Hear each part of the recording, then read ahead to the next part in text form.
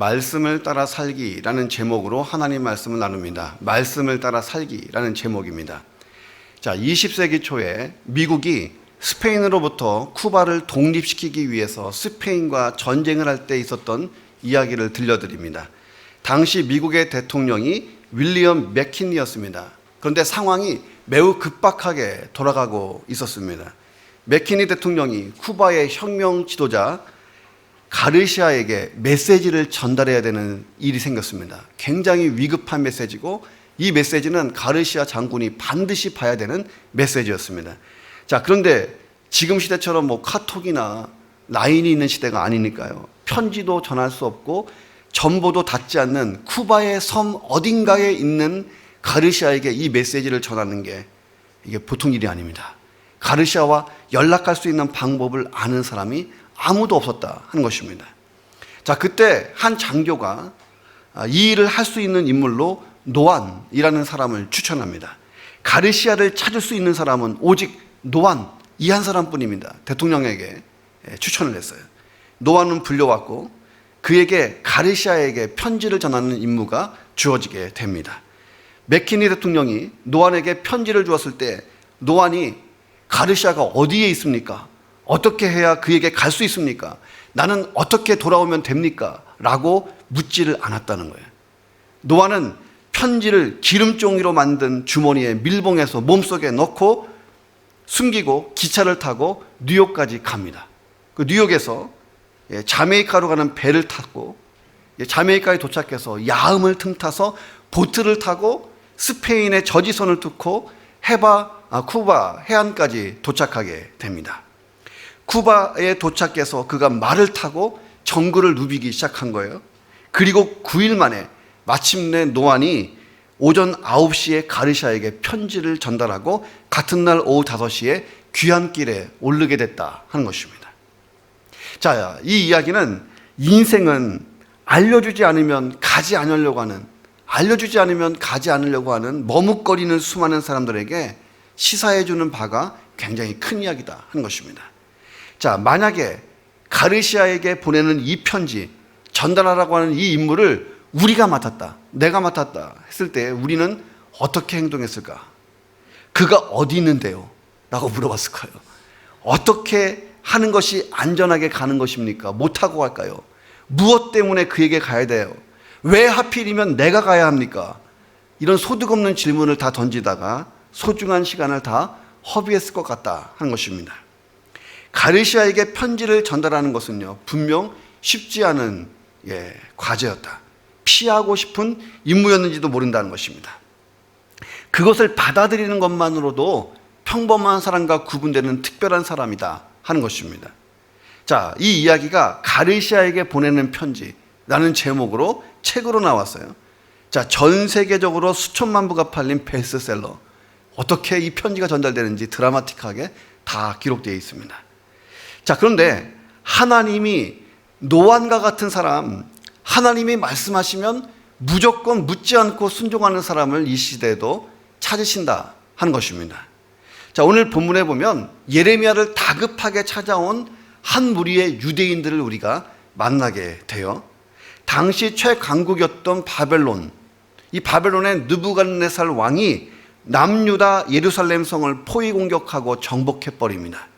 하나님의 선민, 선택받은 민족이라고 하는 남유다가 멸망당한 사건이에요. 유다의 멸망은 예레미야 선지자가 오래전부터 하나님께서 말씀하신 대로 우상 숭배와 넘치는 죄악 때문에 멸망했다 하는 것입니다. 자, 남유다의 마지막 왕이 누구냐면 시드기야입니다. 이 시드기야의 두 눈이 뽑혀요. 그가 마지막으로 본 광경이 뭐냐면 자기 아들 곧 왕자들이 자기 눈앞에서 살해당하는 장면을 마지막으로 봤어요. 그리고 백성들이 살육당하고 예루살렘 성이 불타고 왕궁이 소멸되는 것을 보았습니다. 시드기야 왕이 두 눈이 뽑힌 채로 백성들과 함께 바벨론의 포로로 끌려가게 됩니다. 자, 유다에 남겨진 백성들은 대부분 가진 것이 없는 빈민들만 남았어요. 바벨론 군대 장관들이 그들에게 이 땅에서 살라고 하고 포도원과 농토를 나눠주게 됩니다. 그리고 그들을 다스릴 수 있는 총독을 한 명 세우는데 그 총독의 이름이 그다랴라고 하는 사람을 세운 것입니다.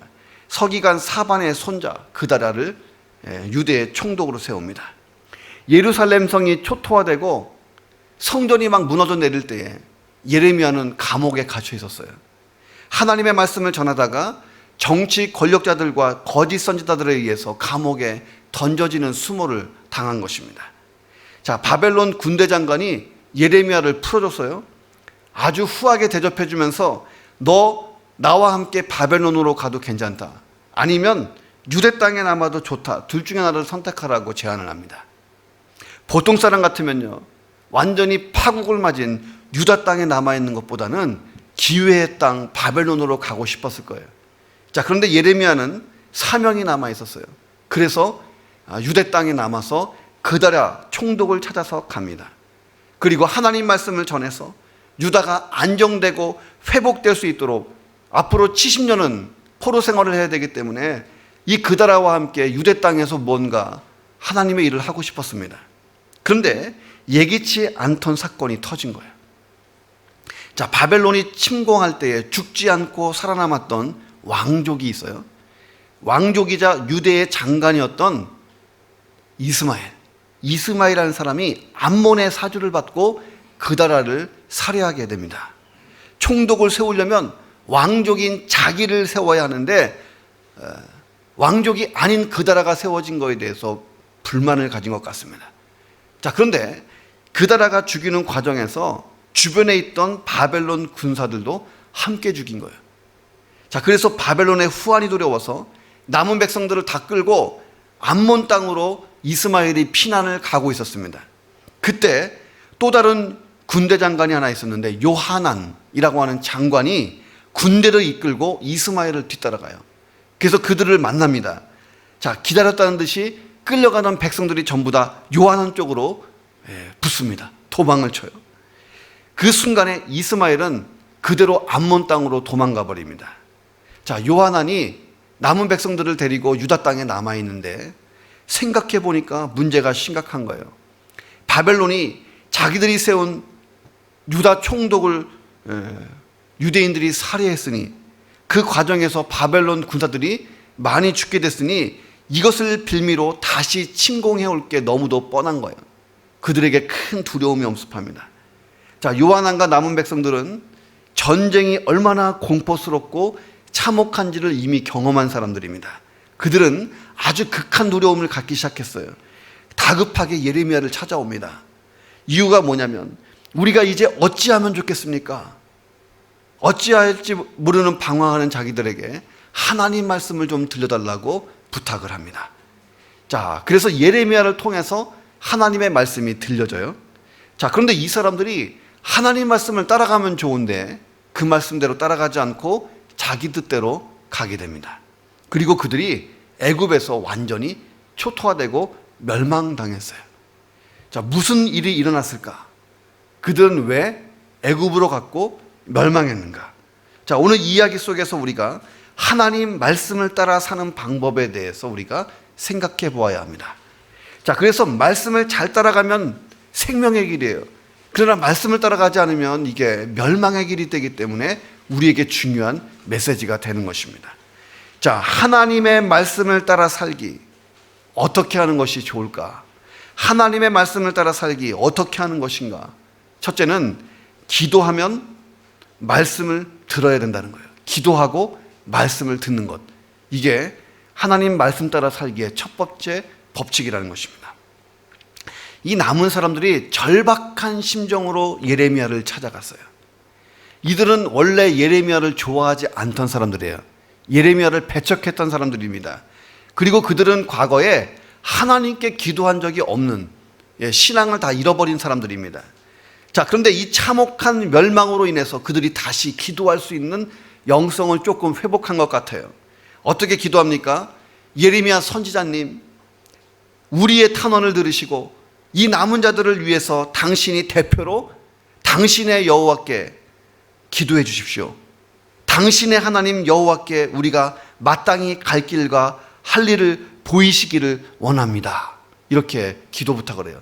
우리 대신에 좀 기도를 해 주십시오. 자, 기도의 내용이 뭐냐면 우리가 애굽으로 가는 것이 좋겠습니까? 유다 땅에 남아있는 것이 좋겠습니까? 이거 물어봐 달라는 거예요. 예레미야가 말합니다.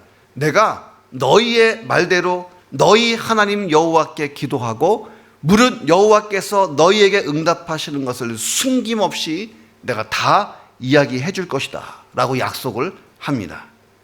자, 그러니까 그들이 이렇게 얘기를 해요. 우리가 당신의 하나님 여호와께서 당신을 보내사 우리에게 이르시는 모든 말씀 그대로 행할 것입니다.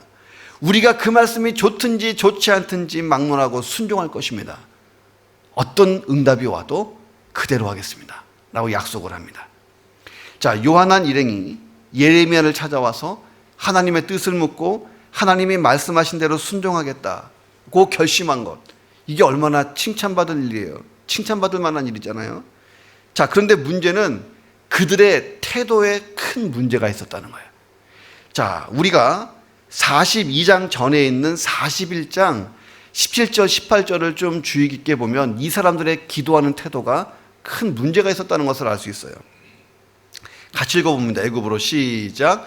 애굽으로 가려고 떠나 베들레헴 근처에 있는 게롯 김함에 머물렀으니 이는 느다야의 아들 이스마엘이 바벨론의 왕이 그 땅을 위임한 아이감의 아들 그다라를 죽였으므로 그들이 갈대아 사람을 두려워하였더라.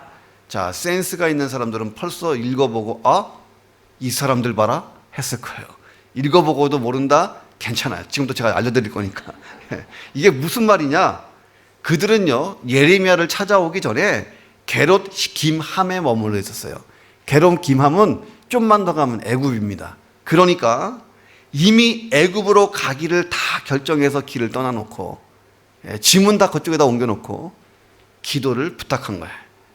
자, 먼저 자신이 애굽으로 갈 것을 마음으로 정해놓고 예레미야에게 우리가 어디로 가는 것이 좋을지 하나님께 기도해서 알려달라고 부탁을 한 것입니다.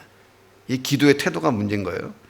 애굽으로 가겠다는 확고한 의지를 다진 상태에서 하나님의 뜻이 무엇인지 알려달라고 하는 아주 모순적인 기도 부탁, 우리가 이것을 어떻게 봐야 하나 하는 것입니다. 그들의 중심을 헤아려 보면 하나님 뜻보다 내 뜻대로 할 것을 이미 정했어요. 그리고 암묵적으로 예레미야에게 이것을 제시하는 것입니다. 그리고 그에 대한 명분을 얻고자 기도 부탁을 했다 하는 것입니다. 그들은 애초부터 하나님의 뜻에 복종할 마음이 없었던 거예요. 오직 하나님이 자기들의 뜻을 승인해주고 지지해주기를 바랬을 뿐입니다. 자, 이런 기도는 더 이상 하나님이 듣지 않으십니다. 자, 이런 기도는요, 기복적인 기도예요. 우리가 제비 뽑는다든지 점친다든지 이거와 똑같은 거예요. 자, 기도는 내 뜻을 하나님께 관철시키는 게 아니라는 거예요. 기도는 뭐냐? 하나님 말씀을 듣고 그대로 실천하는 게 기도인 줄로 믿습니다. 자, 어떤 할머니 한 분이 여행을 하고 있었어요. 어느 날 숲속으로 들어가게 됐는데 오솔길을 걷게 됐습니다. 두 갈래의 길이 딱 나온 거예요. 어디로 가야 될지를 모르겠는 거예요. 할머니가 하나님께 기도하기 시작합니다. 내가 하나님 뜻대로 하자, 이런 마음으로 기도를 시작했어요. 하나님께서 저의 길을 인도해 주시라고 믿습니다. 제가 이 지팡이를 중앙에 놓고 쓰러뜨렸을 때에 지팡이가 왼쪽으로 쓰러지면 왼쪽으로, 오른쪽으로 쓰러지면 오른쪽으로 가겠나이다. 할머니가 지팡이를 딱 쓰러뜨렸는데 지팡이가 오른쪽으로 쓰러졌습니다. 그런데 이 할머니 마음은요, 왼쪽으로 가고 싶은 거예요. 그러자 할머니가 다시 지팡이를 딱 쓰러뜨렸어요. 이 지팡이가 이번에도 오른쪽으로 쓰러집니다. 할머니가 실망하면서 다시 지팡이를 쓰러뜨렸는데 여러 번을 거친 후에 이 지팡이가 왼쪽으로 탁 넘어지는 거예요. 역시 하나님이 왼쪽으로 인도해 주시는구나 하면서 할렐루야를 부르면서 왼쪽으로 가다가 망했다 하는 얘기가 있는 거예요. 길을 못 찾았어요. 어쩌면 우리의 기도가 이 할머니의 기도, 요한안과 유대 민족의 어떤 일행, 그들의 기도를 담지 않았는가 하는 거야. 내가 이미 다 결정해 놓고 하나님 도장 찍으세요, 윽박 지르는 기도는 기도가 아니라는 거예요. 소나무 10개를 뽑아도 이건 응답이 안 돼. 왜 그럴까요? 우리가 기도하면요, 하나님께서는 하나님 것만 주십니다. 내 건 안 주세요. 하나님 것만 주세요. 하나님의 것으로 응답해 주십니다. 자, 때로는 그것이 내가 기대한 것과 일치할 때가 있어요. 예. 그런데 일치하지 않을 때도 있다는 거예요. 일치하지 않을 때. 자, 일치하지 않을 때 그러면 우리가 어떻게 해야 되냐는 거예요. 나는 A를 구하는데 하나님이 자꾸 B를 말씀하시면 어떻게 할까? 자, 이때 내가 하나님을 어떤 분으로 믿는가, 내 믿음이 다 드러난다는 거예요. 자, 우리는 두 가지를 확실히 믿어야 됩니다. 하나님은 전지전능하시다. 여기서부터 기도는 출발해야 돼요. 하나님이 주시는 것은 나에게 가장 합당하고 가장 완벽한 것이다. 나에게 최상의 것이다. 이것을 믿으면서 시작하는 게 기도입니다. 또 하나는 뭐냐면 내 인생을 향한 하나님의 뜻은 언제나 최상이다, 옳다. 이거 믿어야 돼요. 이 두 가지를 완벽하게 믿는다면 우리가 기도하고 순종할 수가 있습니다. 자, 십자가에서 아들의 생명을 나 대신 내주면서 나를 구원하신 하나님이다를 생각해 보세요. 이 두 가지에 대한 확신이 없으면 우리가 기도할 때 어떻게 기도하냐면 요한안처럼 기도할 확률이 높다는 거예요. 이미 마음속에 다 정해놓고 하나님 어때요? 빨리 도장 찍어주세요. 근데 하나님이 다른 거 자꾸 말씀하시면 계속 그 기도만 하게 돼요. 그리고 하나님이 응답 안 하신다고 서운해하고 내 기도가 효험이 없나 해서 또 목사님께 가지고 오고, 근데 목사님이 기도하다 보니까 자매님 아무래도 A가 아니고 B 같습니다. 아, 우리 목사님은 기도가 영 신통치 않다고 예언의 은사 받은 분 또 찾아간다고 가요. 그래도 하나님은 하나님 것을 주시는 줄로 믿습니다. 자, 그들이 애굽으로 가려고 했던 이유는요, 바벨론의 보복이 무서운 거예요. 자, 문제는 그 결과예요. 10일 후에 예레미야가 하나님의 응답을 받고 그들에게 옵니다. 자, 이 10일이라는 시간이 그들에게는 얼마나 간절하고 긴 시간인가. 정말 똥줄 타는 시간이다 하는 것입니다. 자, 그러나 한편으로는 이미 길을 다 정해놓고 애굽으로 가려고 하는 그들에게 잘못된 태도를 돌이킬 수 있는 시간을 주시기 위해서 하나님이 10일 동안 놔두신 거예요. 자, 이 10일의 기간 동안 하나님이 침묵하신 이유, 그들이 마음을 고치도록 바꾸도록 이렇게 침묵하신 것입니다. 예레미야가 하나님 말씀을 전해줘요. 애굽으로 가지 말고 유다 땅에 남아서 농사 짓고 살라고 하십니다. 바벨론을 두려워하지 말라. 자, 하나님을 의지하고 유대 땅에서 경건하게 살면 70년이 지나서 회복의 날이 온다. 이렇게 예레미야가 늘 예언했듯이 또 하나님 말씀을 재확인하고 알려준 거예요. 이 얘기를 딱 듣는 순간 요한한 일행이 혼란스러워합니다.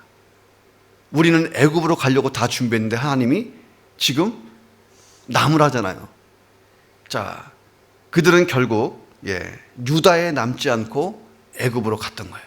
그들이 뭘 기대했을까요? 예레미야가 왔을 때 애굽으로 가랍니다. 할렐루야 막 이러면서 애굽으로 가고 싶었는데 반대로 답이 온 거예요. 그들은 하나님 말씀하셨는데도 처음 계획한 대로 간 거예요. 그 결과 몇 년 후에 애굽으로 쳐들어온 바벨론의 살육전쟁을 경험하게 되고 그들은 그 땅에서 다 죽게 됩니다. 자, 요한한 일행의 기도는요, 기복주의적인 무속신앙 같은 거예요. 기독교에서 가장 경계해야 될 것 중에 이것입니다. 성경은 이런 것을 기도라고 얘기하지 않는다는 거예요. 자, 예수님께서 주기도문을 가르치실 때에 어떻게 말씀하십니까? 너희는 이렇게 기도하라. 같이 읽어보겠습니다. 뜻이 하늘에서 이루어진 것 같이 땅에서도 이루어지이다. 이렇게 기도하라는 거예요. 하나님이 뜻하신 바가 내 인생 가운데, 우리 가정에, 우리 교회에, 이 땅에서 이루어지게 하여 주옵소서 라고 기도하는 거예요. 그래서 우리가 A를 가지고 막 기도할 때에 B라고 하나님 말씀하실 때는 성령님께서 우리 마음 가운데 B라고 깨닫도록 자꾸 돌이키십니다. 그러니까 기도는 하나님의 뜻이 온전히 들려질 때까지 끝까지 하는 거예요. 자, 내 생각대로, 내 의지대로, 내 주장대로 하나님께 기도하는 것이 아니라 하나님의 뜻을 듣고 그 뜻을 쫓아서 기도하는 거예요. 자, 그때 기도의 응답이 일어나게 되는 줄로 믿습니다. 자, 그러니 기도는 나 혼자 막 하나님께 얘기하는 것이 아니고 내가 하나님께 말씀드리기도 하지만 궁극적으로는 하나님의 음성을 듣는 것이 기도인 줄로 믿습니다. 7월 달부터 우리가 필독서 이제 나누어서 2주마다 한 권씩 제가 읽도록 할 거예요. 독후감은 안 받습니다. 너무 긴장하지 마세요. 2주에 한 권씩 읽으면 한 4년이면 다 읽어요. 100권. 거기에 보면 경청기도라는 게 있어요.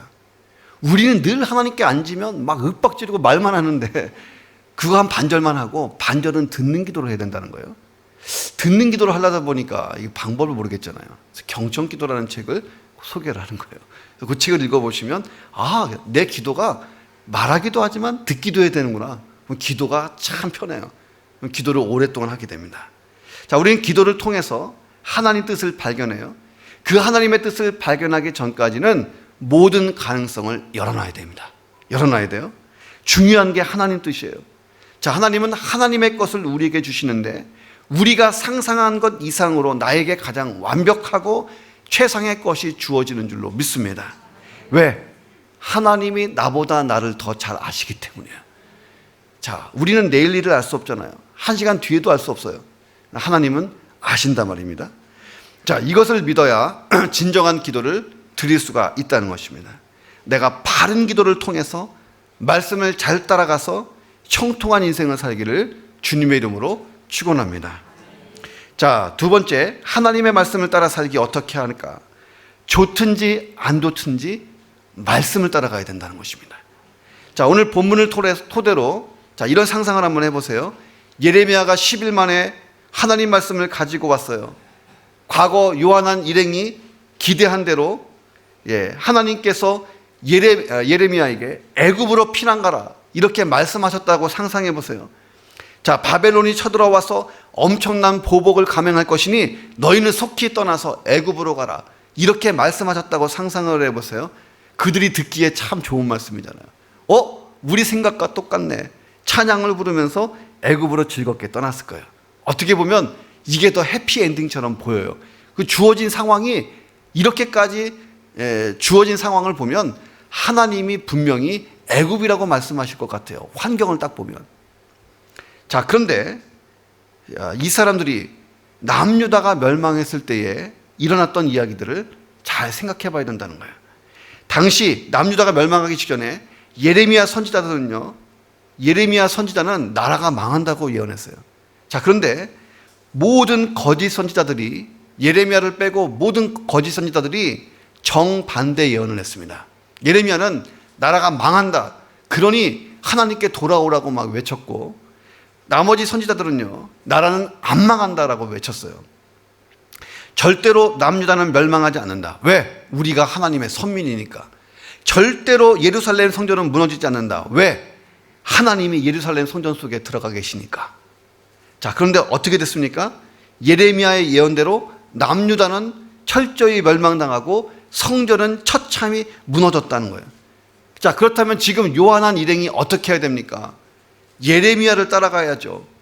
처음부터 하나님 말씀을 신실하고 투명하게 거짓 없이 전했던 예레미야의 말을 들어야 하는데 그들이 또 예레미야를 거부합니다. 하나님 말씀이 그들에게 좋든지 안 좋든지 말씀을 따라가야 되는데 그렇지 않았다는 거예요. 자, 우리도 마찬가지예요. 하나님 말씀이 내게 좋은 말씀으로 들릴 때는요, 말씀 따라가기 참 쉬워요. 자, 그런데 하나님이 말씀하시는데 그 말씀이 좋게 들리지 않을 때는요, 그 말씀 따라가기가 쉽지가 않다는 거예요. 하나님께서 두 가지 선택을 말씀하세요. 선택은 자유다. 그런데 그 선택은 그들의 남은 인생 전체를 좌우했다는 거예요. 자, 하나님이 말씀하셨을 때에 자, 그들이 어떻게 따라가느냐에 따라서 결과가 달라집니다. 자, 너희가 이 땅에 눌러 앉아 산다면 내가 너희를 세우고 헐지 아니하며 너희를 심고 뽑지 아니하리니 이는 내가 너희에게 내린 재난에 대하여 뜻을 돌이킬 것이다 라고 말씀하십니다. 다시 말하면 너희가 두려워하는 바벨론 왕을 겁내지 마라. 내가 너희와 함께 있어서 너희를 구원하고 그의 손에서 너희를 건지리니 두려워하지 마라. 내가 너희를 불쌍히 여길 거고 바벨론의 왕도 너희를 불쌍히 여길 거고 그러니 너희를 다시 너희 본향 땅으로 돌려보낼 것이다. 하나님께서 이렇게 말씀하세요. 얼마나 그들에게 자상하게 구체적으로 말씀하시는지 몰라요. 자, 그들이 애굽으로 가지 않고 유대 땅에 남아있으면 철저히 보호해 주시고 회복까지 시켜주시겠다고 약속하셨습니다.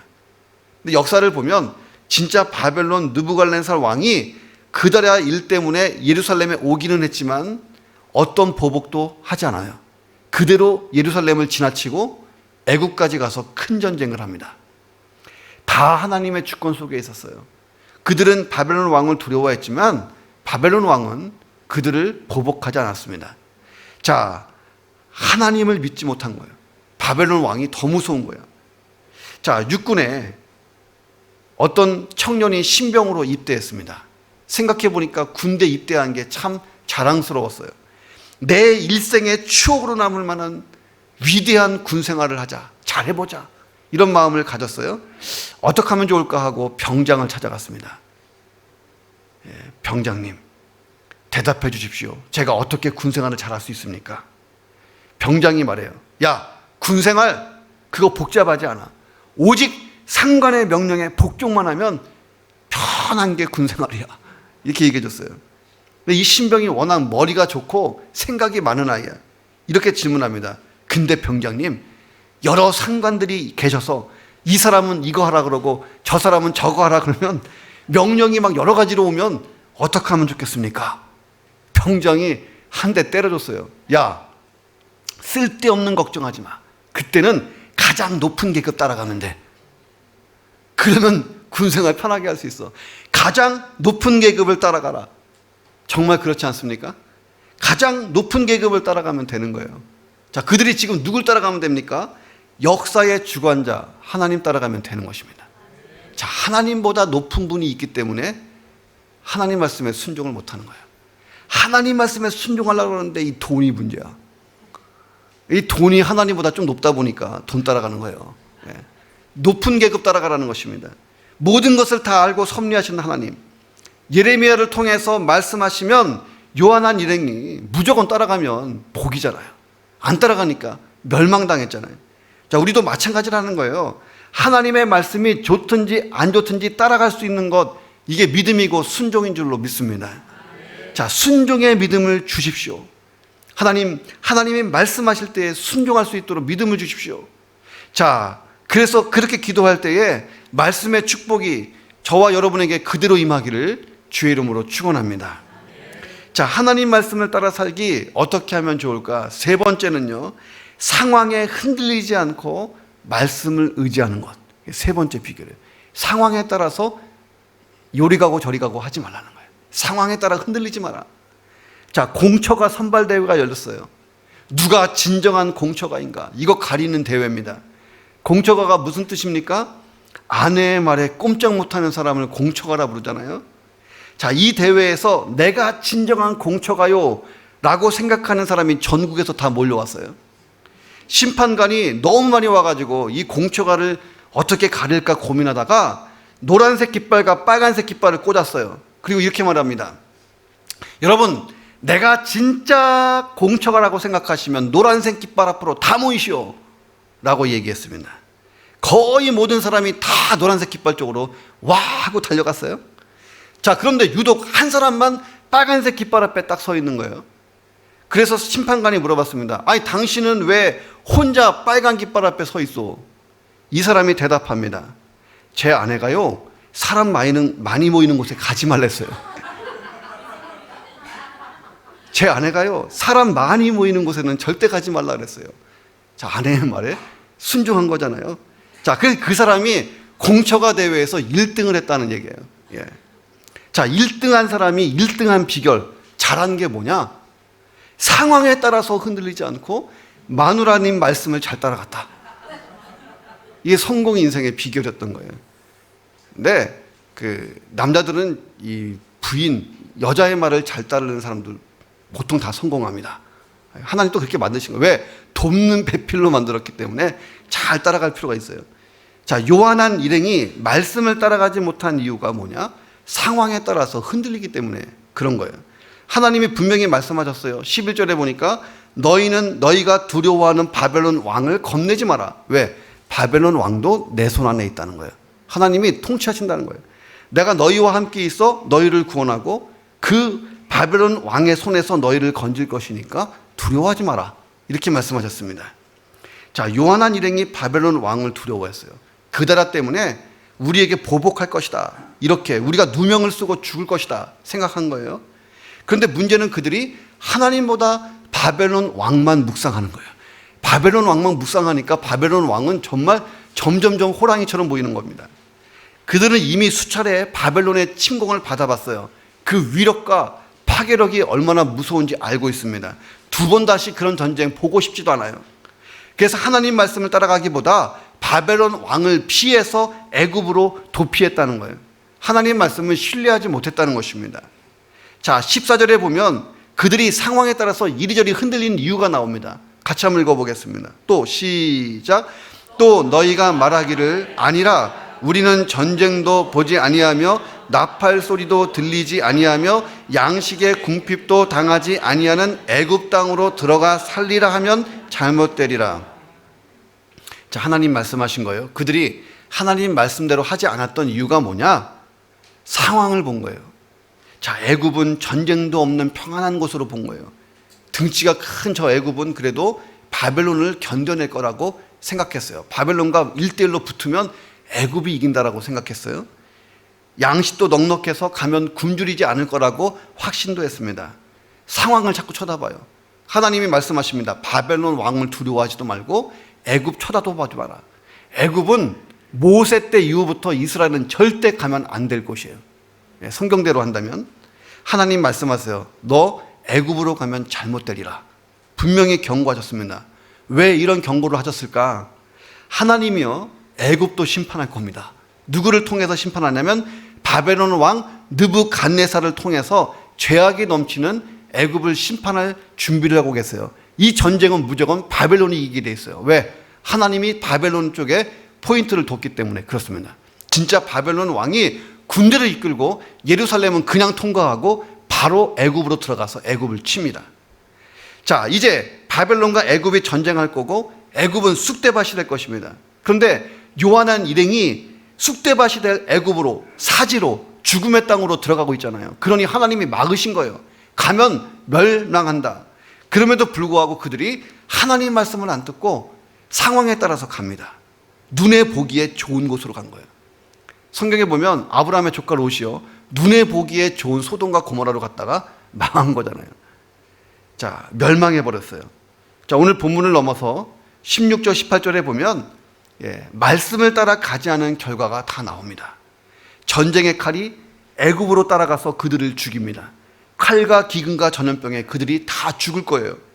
지금 예레미야 앞에 서 있던 요한한 일행들은 애굽으로 내려가면 예외 없이 다 죽는다고 하나님 말씀하십니다. 죄악이 넘쳐나는 애굽에서 하나님의 노여움과 분이 거기에 쏟아질 것이기 때문에 예루살렘처럼 애굽은 망할 것이다.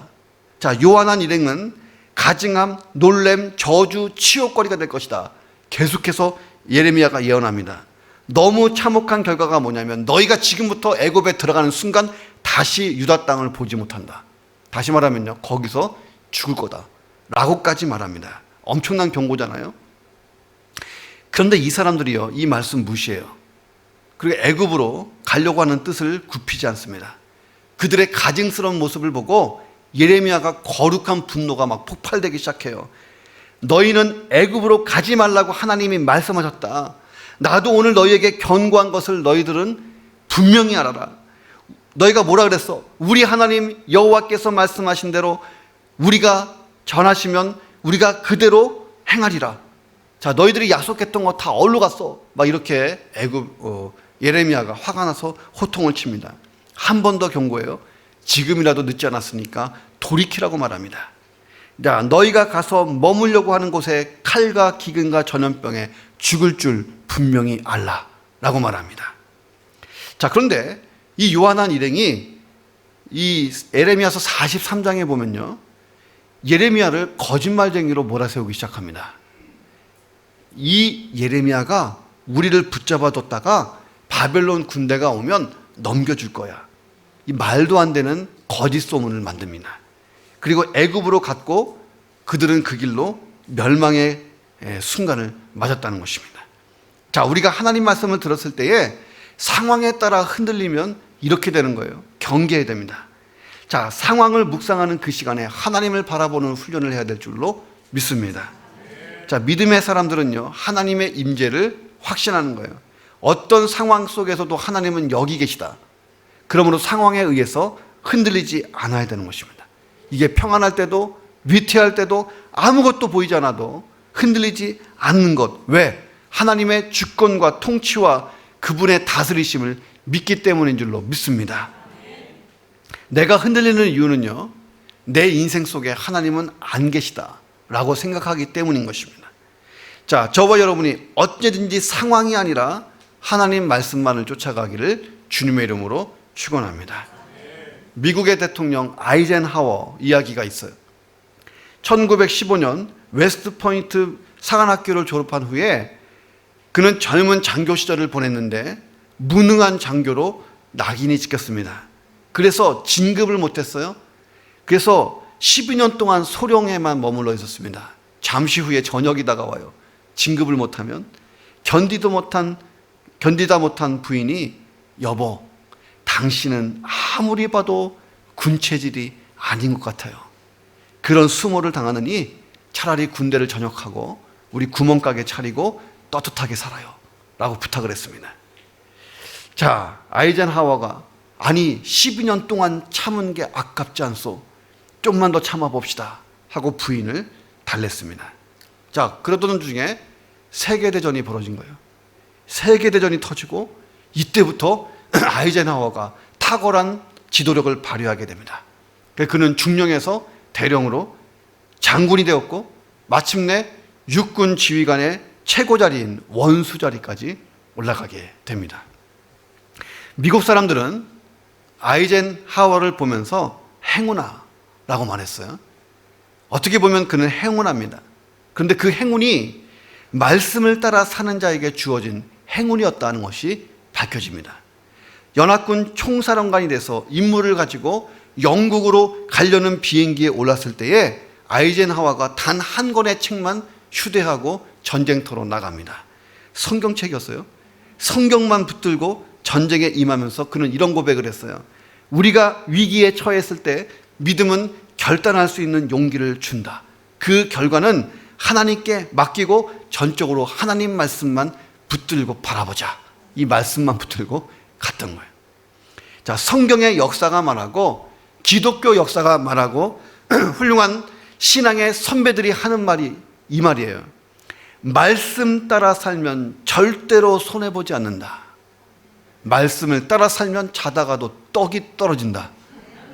제가 신학교 때 들은 말이에요. 예. 나보다 나를 더 잘 아시고 심지어 나보다 나를 더 사랑하시는 하나님이 말씀하신 이 말씀, 말씀만 따라가면요 절대 손해가 아니라는 거예요. 자, 하나님을 믿고 신뢰한다면 그분의 말씀 또한 성취될 것으로 믿어야 될 줄로 믿습니다. 자, 오늘부터 말씀만을 따라가시기를 주님의 이름으로 축원합니다. 기도하겠습니다.